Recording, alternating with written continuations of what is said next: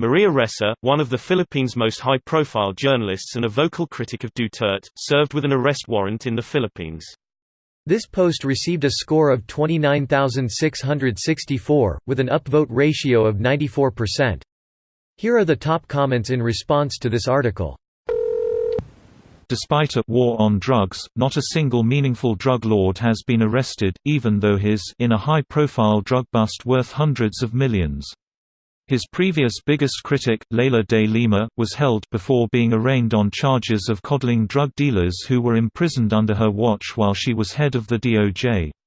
The palace spokesperson called her the "mother of all drug lords" for having overseen the jail system while imprisoned drug lords still conducted drug trade. Despite Duterte's appointee to the position, Duterte has tried to jail his other biggest critic, former Senator Trillanes, first in hopes of supporting a libel case.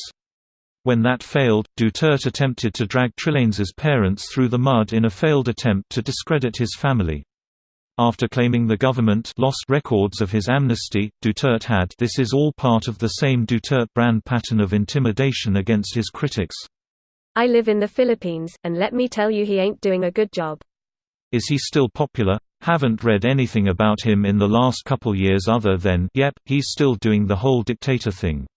Fake news is a thing in the PH, and it's lapped up by many across the socio-economic spectrum. Had a POS coworker whose wife was Filipino, and he tells stories that Duterte came to their wedding, and how great he is.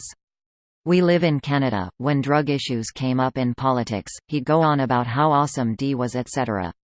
Skin bag filled with mostly feces. Everyone in Davao has some made-up story about how they met Duterte, and how they're best pals. It's bullshit, always. I probably have the best claim of all, having at least been within 100 yards of him at a mall. I guess that makes us colleagues. Is he well liked there? I'm American and nobody lies about meeting Trump. The US has a population of 328 million, vs the Philippines. Oh shit, there's a 100 million people living in the Philippines? Jesus fuck, that's a lot of people. So yeah, never mind, my theory just flew out the door. Holy shit, what, is the country just way bigger than I'm imagining, or are they packed over there? It's really packed. Philippines is a bit smaller than California, I believe. Approximately 115 square miles vs approximately 164 square miles. What a piece of shit, arresting journalists that disagree with you, and killing civilians? Wow. Is it Trump's 2020 program? Face with tears of joy. It's Erdogan's Sultan doctrine.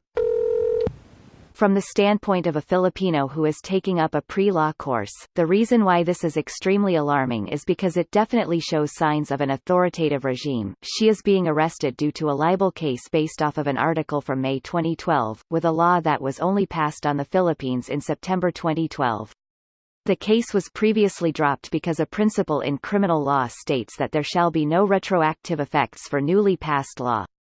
In other words, if you committed a crime before a law was passed, you cannot be arrested for the crime, otherwise you would be arrested for a crime that was non-existent at the time of your action. Edit. People tell me that the article was revised in 2014, which is why the arrest is valid. Online libel cases have a prescriptive period of 1 year. This video was automatically created by Reddit to speech.